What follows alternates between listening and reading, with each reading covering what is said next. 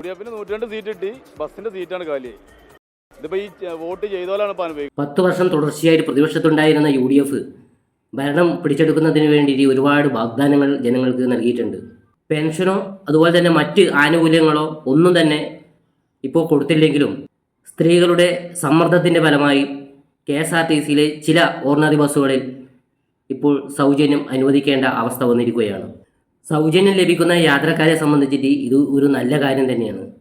തെരഞ്ഞെടുപ്പ് വാഗ്ദാനമായി KSRTCയുടെ എല്ലാ ബസ്സുകളിലും എവിടെ വേണമെങ്കിലും എപ്പോൾ വേണമെങ്കിലും യാത്ര ചെയ്യുക എന്നായിരുന്നു വാഗ്ദാനമെങ്കിലും അത് പൂർണ്ണമായി നടപ്പാക്കാനും സാധിച്ചില്ല.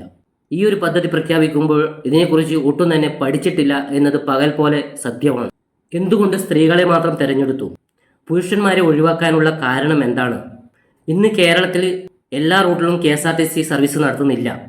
ഉൾനാടൻ ഗ്രാമങ്ങളിലടക്കം പ്രൈവറ്റ് ബസ്സിനെയാണ് സ്ത്രീകൾ അതുപോലെ തന്നെ മറ്റ് യാത്രക്കാരും ആശ്രയിക്കുന്നത്.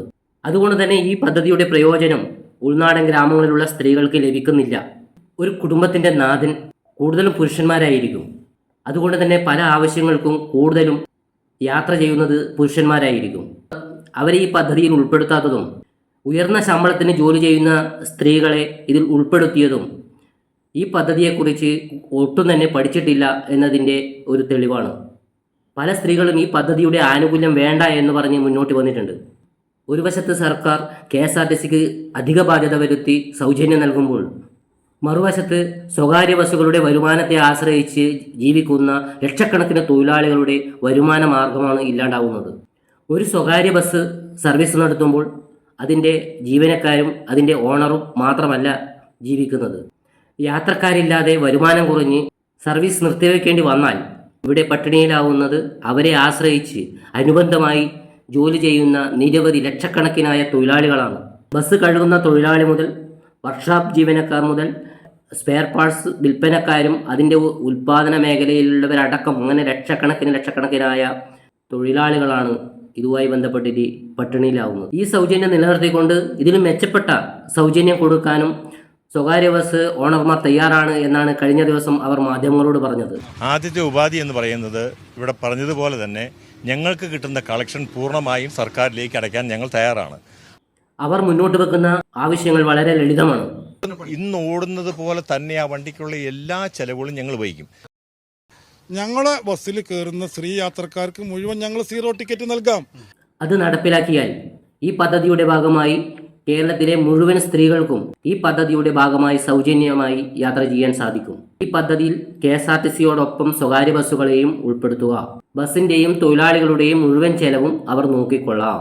KSRTCയിൽ ഉപയോഗിക്കുന്ന അതേ ടിക്കറ്റ് മെഷീൻ ഉപയോഗിച്ച് തന്നെ ടിക്കറ്റ് മുറിക്കാം. സൗജന്യമായി യാത്ര ചെയ്യുന്ന സ്ത്രീകളുടെ ടിക്കറ്റിന് അനുസരിച്ചിട്ട് അവരുടെ നഷ്ടം സർക്കാർ കൊടുത്താൽ മതി. അങ്ങനെ വരുമ്പോൾ എല്ലാ സ്ത്രീകൾക്കും ഇതിൻ്റെ പ്രയോജനം കിട്ടുകയും ചെയ്യും. അതോടൊപ്പം ഈ പദ്ധതിയുടെ ഭാഗമായിട്ട് സൗജന്യത്തിന് അർഹരാകുന്ന പുരുഷന്മാരെയും ഉൾപ്പെടുത്താം. അങ്ങനെ നിരവധി കാര്യങ്ങളാണ് അവർ മുന്നോട്ട് വെക്കുന്നത്. ഇതിനൊരു പരിഹാരം കണ്ടില്ലെങ്കിൽ സ്വകാര്യ ബസ് വ്യവസായം തകരുകയും അതിനോടനുബന്ധിച്ച് ജീവിക്കുന്ന ലക്ഷക്കണക്കിനായ തൊഴിലാളികളുടെ ജീവിതം തന്നെ വഴിമുട്ടിപ്പോകുന്ന അവസ്ഥയിലേക്കും വരും. ഈ പദ്ധതിയുടെ ഭാഗമായിട്ട് ഒരു മാസം സ്ഥിരമായി യാത്ര ചെയ്യുന്ന ഒരു യാത്രക്കാരിക്ക് ഏകദേശം 2000 മുതൽ 2500 രൂപ വരെ സർക്കാർ സൗജന്യമായി നൽകുന്നു എന്നാണ് മനസ്സിലാക്കാൻ സാധിച്ചത്. അങ്ങനെയാണെങ്കിൽ കേരളത്തിലെ മുഴുവൻ ആളുകൾക്കും സർക്കാരിൻ്റെ സൗജന്യം ലഭിക്കുന്നതിന് വേണ്ടി ഓരോ കുടുംബത്തിലെയും വൈദ്യുതി നിരക്കിൽ ഒരു 50% ഇളവ് വരുത്തിക്കൊണ്ട് ഈ പദ്ധതി മാറ്റിക്കഴിഞ്ഞാൽ അത് ഒരു വിഭാഗത്തിന് മാത്രമല്ല എല്ലാ മനുഷ്യർക്കും പ്രയോജനപ്പെടുന്ന ഒരു പദ്ധതിയായി മാറ്റാൻ കഴിയും. ബസ് വ്യവസായത്തിന് ഒരു പുനർജനി കിട്ടുകയും ചെയ്യും.